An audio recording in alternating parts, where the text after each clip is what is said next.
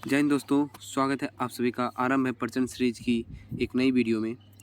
इस वीडियो में हम बात करेंगे एडुटेरिया के 5000 प्लस क्वेश्चन की बुक का सेट नंबर 9। तो बिना टाइम वेस्ट किए स्टार्ट करते हैं। Question number 1। क्वेश्चन नंबर 1 है, मांसपेशियों में दर्द के उपचार में उपयोग किए जाने वाले विकिरण हैं। तो ये कौन सी विकिरण है? इंफ्रारेड। ठीक है। क्वेश्चन नंबर 2 है, अदरक तना है जड़ नहीं, क्योंकि इसमें नोड और इंटरनोड होते हैं। ठीक है। क्वेश्चन नंबर 3, बोरी एवं कूनो वन्यजीव अभ्यारण्य किस राज्य में है?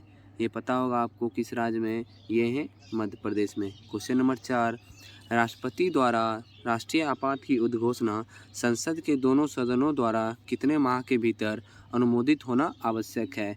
ये है 1 माह के भीतर। ठीक है दोस्तों। क्वेश्चन नंबर 5 है, भारत में राष्ट्रीय आय का आकलन सर्वप्रथम किस वैज्ञानिक द्वारा किया गया था? तो ये किया गया था RBK राव के द्वारा। ठीक है। क्वेश्चन नंबर 6 है, वर्ल्ड इकोनॉमिक आउटलुक रिपोर्ट निम्न में से किस संस्था द्वारा प्रकाशित किया जाता है? तो इसका आंसर हो जाएगा अंतर्राष्ट्रीय मुद्रा कोष द्वारा। ठीक है। क्वेश्चन नंबर 7 है, जल का अधिकतम घनत्व कितना होता है? तो दोस्तों ये क्वेश्चन मैं आप लोगों के लिए छोड़ता हूँ, इसका आप कमेंट में जवाब दे दीजिएगा। अब बात करते हैं क्वेश्चन नंबर 8। क्वेश्चन नंबर 8 है, सूची 1 को सूची 2 से सुमेलित कीजिए। तो पहला है लैक्टिक अम्ल। तो लैक्टिक अम्ल किस में पाया जाता है? तो लैक्टिक अम्ल पाया जाता है दूध में। ठीक है दोस्तों। दूसरा है एसिटिक एसिड। तो एसिटिक एसिड किस में पाया जाता है?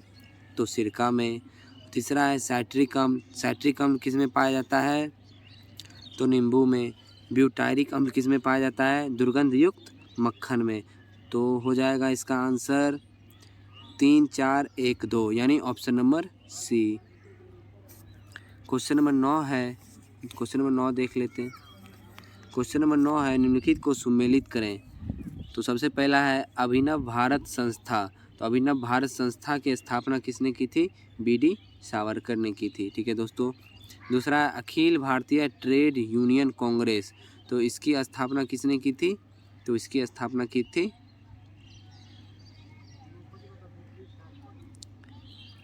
MN जोशी ने। ठीक है। तीसरा है हिंदुस्तान सोशलिस्ट रिपब्लिकन एसोसिएशन। तो इसकी स्थापना किए थे चंद्रशेखर आज़ाद ने। और चौथा है नौजवान सभा। तो इसकी स्थापना भगत सिंह। तो इसका आंसर हो जाएगा DCBA यानी ऑप्शन नंबर सी। बात करते हैं क्वेश्चन नंबर 10, बंग भंग विरोधी आंदोलन का प्रारंभ किस तिथि से हुआ था? तो ये हुआ था 16 अक्टूबर 1905 से। क्वेश्चन नंबर 11, निम्नलिखित में सुमेलित नहीं है। तो चंद्रप्रभा वन्यजीव अभ्यारण्य उत्तर प्रदेश में है। जयसमंद वन्यजीव अभ्यारण्य राजस्थान में है। करेरा वन्यजीव अभ्यारण्य मध्य प्रदेश में है। नाहरगढ़ वन्यजीव अभ्यारण्य कर्नाटक में नहीं है। तो ये सुमेलित नहीं है। क्वेश्चन नंबर 12 है, संविधान के किस अनुच्छेद के तहत सर्वोच्च न्यायालय रीट जारी करता है? तो ये अनुच्छेद 32 के तहत। क्वेश्चन नंबर 13 है, हिंदुस्तान रिपब्लिकन एसोसिएशन की स्थापना कहाँ की गई थी? तो इसकी स्थापना की गई थी कानपुर में। क्वेश्चन नंबर 14 है, कोहरा के समय हम लोग किसके कारण देख नहीं पाते हैं? तो किसके कारण नहीं देख पाते हैं? प्रकीर्णन के कारण देख नहीं पाते हैं। क्वेश्चन नंबर 15 है, निम्नलिखित में से कौन सा एक नाइट्रोजन स्थिरीकरण करने वाला जीव नहीं है? तो ये है माइकोराइजा। क्वेश्चन नंबर 16, निम्नलिखित में से कौन सुमेलित नहीं है? तो ठीक है, इसमें से सुमेलित कौन सा नहीं है? जजिया कर की समाप्ति 1564 में हुई थी। मजहर की घोषणा 1579 में हुई थी। इलाही संबत की शुरुआत 1582 में नहीं हुई थी, ये सुमेलित नहीं है। और फतेहपुर सीकरी की स्थापना 1571 में हुई थी। अब बात करते हैं क्वेश्चन नंबर 17। क्वेश्चन नंबर 17 है, निम्नलिखित में से कौन सुमेलित नहीं है? तो कृष्ण प्रथम एलोरा का कैलाश मंदिर सही है। नरसिंह वर्मन प्रथम रथ मंदिर सही है। राजा राज प्रथम बृहदेश्वर मंदिर सही है। नरसिंह वर्मन प्रथम कांची का कैलाश मंदिर ये गलत है। ठीक है, तो ये सुमेलित नहीं है। 18 नंबर क्वेश्चन है, यदि किसी निश्चित समय अवधि में मूल और मौद्रिक आय दुगुनी हो जाती है तो वास्तविक आय होगी कितनी? तो वास्तविक आय हो जाएगी अपरिवर्तित। ठीक है।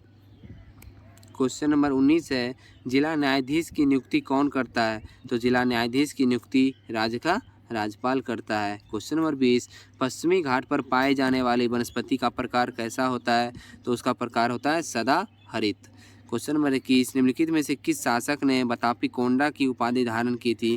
तो ये किसने धारण किया था? ये किए थे नरसिंह वर्मन प्रथम ने। क्वेश्चन नंबर 22 है, 1857 की क्रांति के ठीक बाद कौन सा विद्रोह हुआ था?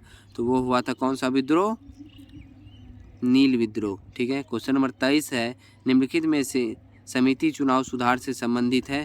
तो कौन कौन सा संबंधित है? दिनेश गोस्वामी समिति संबंधित है, इंद्रजीत गुप्ता समिति ये भी संबंधित है, बोहरा समिति ये भी संबंधित है, ओम प्रकाश समिति ये संबंधित नहीं है। तो इसका हो जाएगा 1, 2 और 3।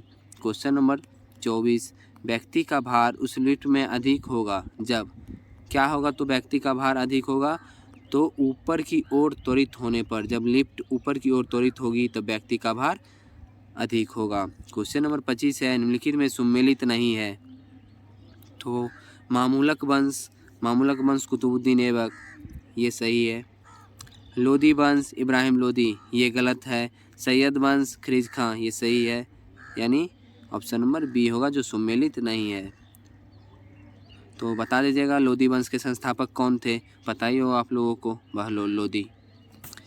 क्वेश्चन नंबर 26 है, तुजुक ए बाबरी का फारसी में अनुवाद किसने किया था? तो तुजुक ए बाबरी का फारसी में अनुवाद अब्दुल रहीम खान खाना ने किया था।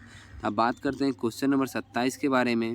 क्वेश्चन नंबर 27 है, निम्न में कौन क्षोभ मंडल के संबंध में सही नहीं है? तो सही नहीं है, ऑप्शन पढ़ने पे पता चलेगा। इसमें ऊंचाई बढ़ने पर तापमान कम होता है, ये सही है। क्षोभ मंडल की ऊंचाई ग्रीष्मकाल में बढ़ जाती है, ये सही है।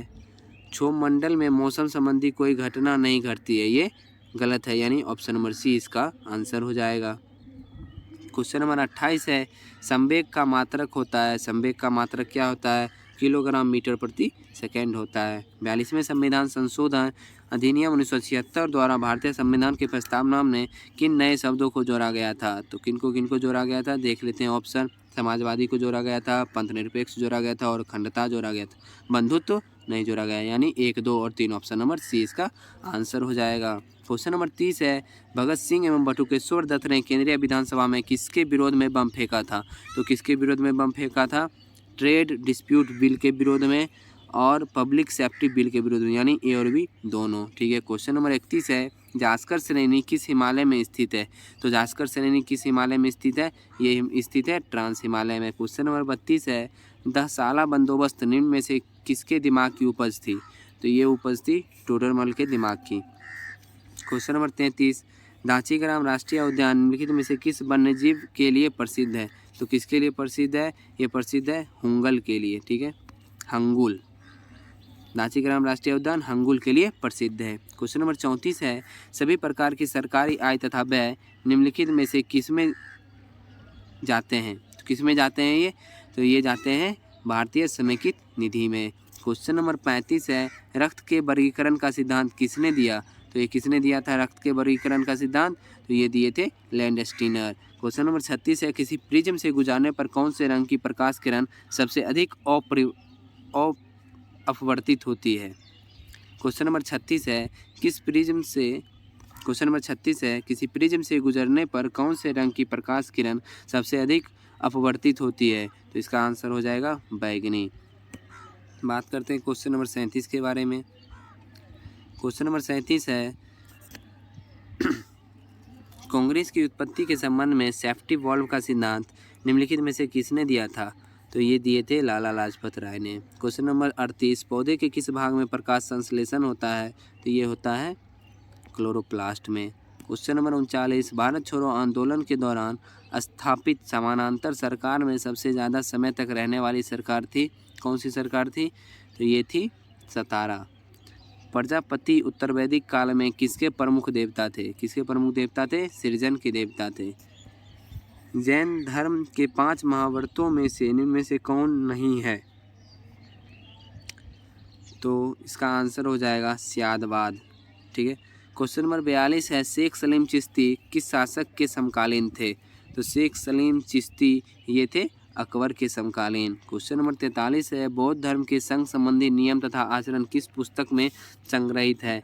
तो इसका आंसर हो जाएगा विनय पिटक में। विनय पिटक में बौद्ध धर्म के संबंधित नियम और आचरण के बारे में दिया गया है। क्वेश्चन नंबर 44, भारत में परमाणु ऊर्जा आयोग की स्थापना किस वर्ष हुई थी? तो ये हुई थी 1948 में। क्वेश्चन नंबर 45 है, निम्नलिखित में से तट से कितनी दूरी को प्रादेशिक जल के रूप में जाना जाता है?